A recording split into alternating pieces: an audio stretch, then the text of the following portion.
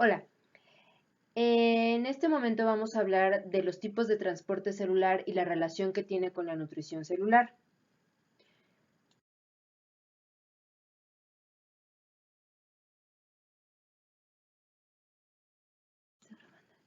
En esta primera parte vamos a hablar sobre la membrana de la célula, que es la capa que la protege, ya que es por medio de donde se realiza el transporte. En este gráfico podemos observar que la capa se compone por fosfolípidos, que es una bicapa fosfolípida. Esto significa que tiene fosfatos y lípidos, lo cual la hace hidrofílica e hidrofóbica. Y también la hace semipermanente y selectiva. Además de eso, contiene unos tipos de proteínas que ayudan como canales para el tipo de transporte celular. Además de esto, pues también aquí podemos ver que tiene glicoproteínas, glucolípidos, proteínas integrales, colesterol, entre otras cosas. Es importante que lo analicemos, puesto que ahí vamos a entender un poco el proceso del transporte celular.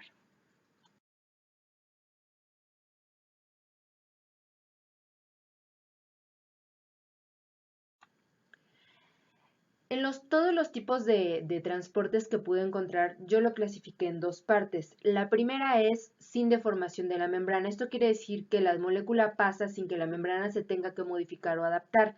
Y en este sentido hay dos tipos, es el pasivo y el activo.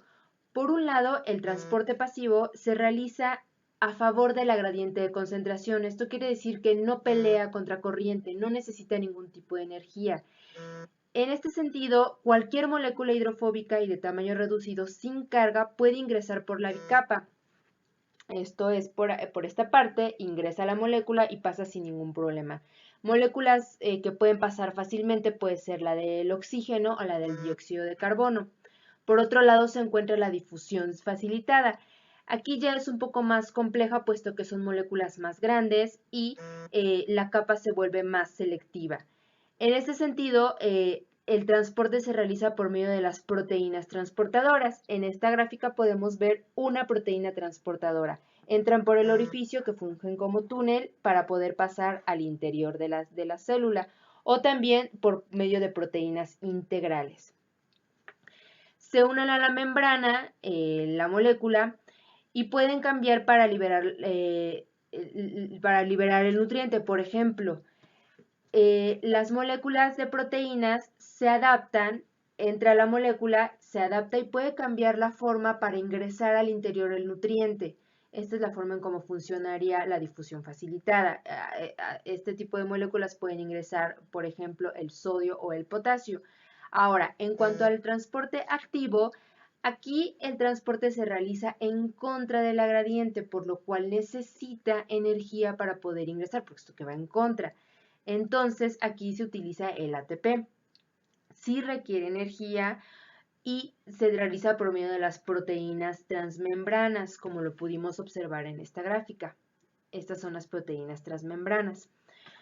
Un ejemplo de esto es la bomba de sodio y potasio, la cual se reduce a las señales eléctricas que se envían por medio de los nervios.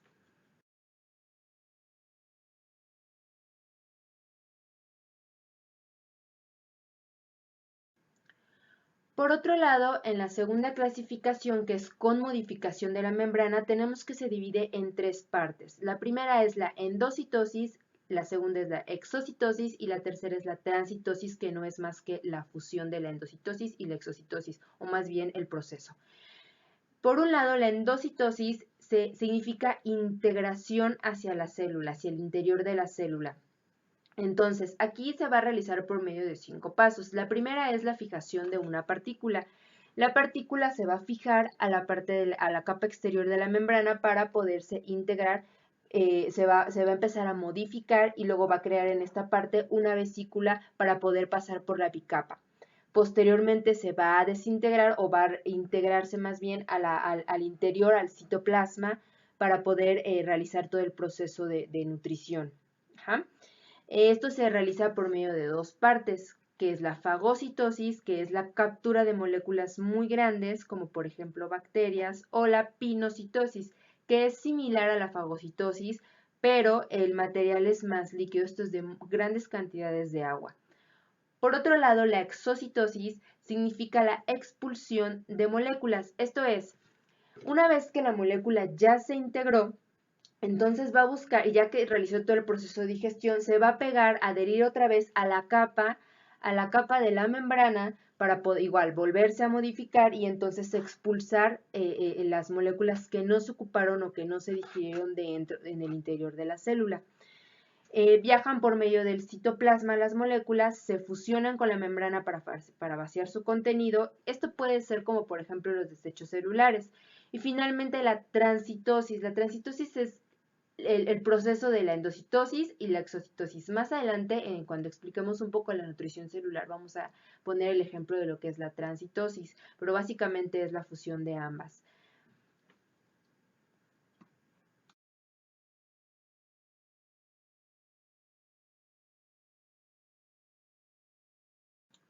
Ahora vamos a hablar de los tipos de nutrición que pudimos encontrar a nivel celular y existen dos tipos.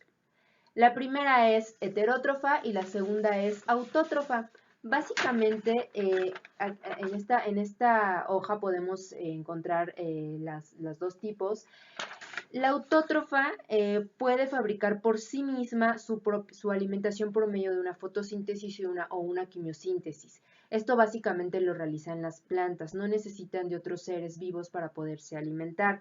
El transporte que se realiza para la nutrición es por medio de la endocitosis en su subdivisión de la fagocitosis, como ya lo vimos anteriormente. Atraviesa el nutriente a la membrana plasmática y se alimenta. Esto lo hacen las plantas básicamente. Por otro lado, tenemos el tipo de nutrición heterótrofa. En este sentido, dependen de otros organismos para obtener su propio alimento. Por ejemplo, nosotros, el ser humano, dependemos de otros seres vivos para poder obtener nuestro alimento, ya sea las plantas o ya sean los animales. Este tipo de nutrición consta de 4 fases. La primera fase es la penetración, en donde va a ser el transporte, vamos a encontrar los tipos de transporte que ya explicamos anteriormente. Va a adherirse a la capa y se va a integrar ya sea de forma pasiva o activa. Posteriormente, ya que está pasando la bicapa, vamos a encontrarnos con la segunda parte, que es la digestión. En la digestión se van a descomponer las moléculas por medio de las diferentes enzimas. Posteriormente va a llegar la metabolización. La metabolización se divide en dos partes. La primera parte es el catabolismo. En el catabolismo lo que se busca es la degradación de los nutrientes, mientras que en el anabolismo los nutrientes ya degradados se van a formar en células más complejas. Una vez que ya pasamos con el metabolismo, pasamos a la parte de la excreción. En la excreción se va a adherir la molécula a la membrana de la célula, se va a transformar y la va a expulsar los desechos celulares que no fueron ocupados por la célula o que no fueron de digestión. Y la célula se va a encargar de distribuirlo a los diferentes sistemas de expulsión, por ejemplo, el sistema endocrino, el sistema digestivo, el sistema circulatorio, el sistema respiratorio, etc. Se lo va a distribuir para sacar los desechos.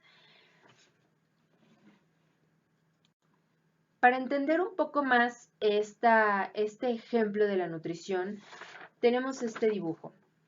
Como podemos ver, aquí tenemos a la célula. La parte naranja es el nutriente. El nutriente, como podemos ver, empieza a integrarse a la célula, la membrana se empieza a modificar para crear la vesícula y poderla integrar al citoplasma.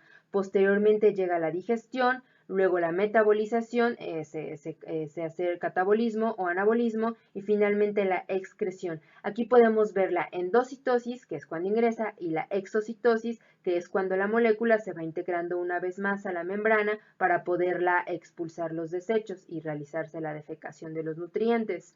Esta es básicamente la forma en cómo se realiza la nutrición celular de un animal o de un ser vivo con célula animal.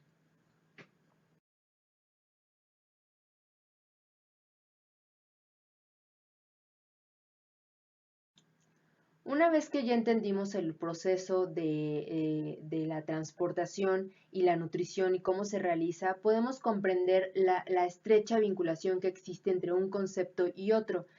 como nos podemos dar cuenta, la nutrición se realiza por medio del transporte que pasa por la membrana hacia la célula. Ahora, si algún proceso estuviera mal o no se hiciera de la forma adecuada, evidentemente la nutrición no podría realizarse de forma adecuada. Por ejemplo, si las proteínas no estuvieran adecuadamente acopladas o no hicieran su función de transportar adecuadamente las moléculas, no habría una nutrición celular adecuada.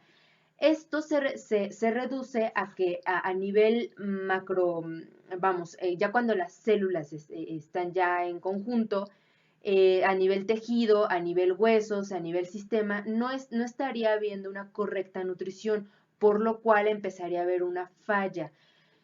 Este tipo de nutrición celular que no se está realizando adecuadamente por algún tipo de error, se puede ver mucho en los casos de las leucemias o el Alzheimer, en donde la nutrición no se está llevando de forma adecuada.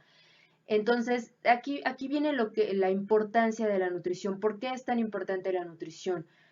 Finalmente somos un engrane, somos un conjunto de sistemas que a su vez nos formamos por tejidos, por órganos, que a su vez se conforman por células, que a su vez las células se van nutriendo. Entonces, si la nutrición celular no se está llevando adecuadamente, evidentemente la función de los tejidos o de los órganos o del sistema completo no se va a realizar adecuadamente, por lo cual vamos a tener una disfunción que nos puede llevar a una enfermedad grave. Aquí está la importancia de la nutrición. Finalmente, la nutrición tiene que ver en todo lo que hacemos. Es toda la energía que consumimos y toda la energía que ingresa. Gracias.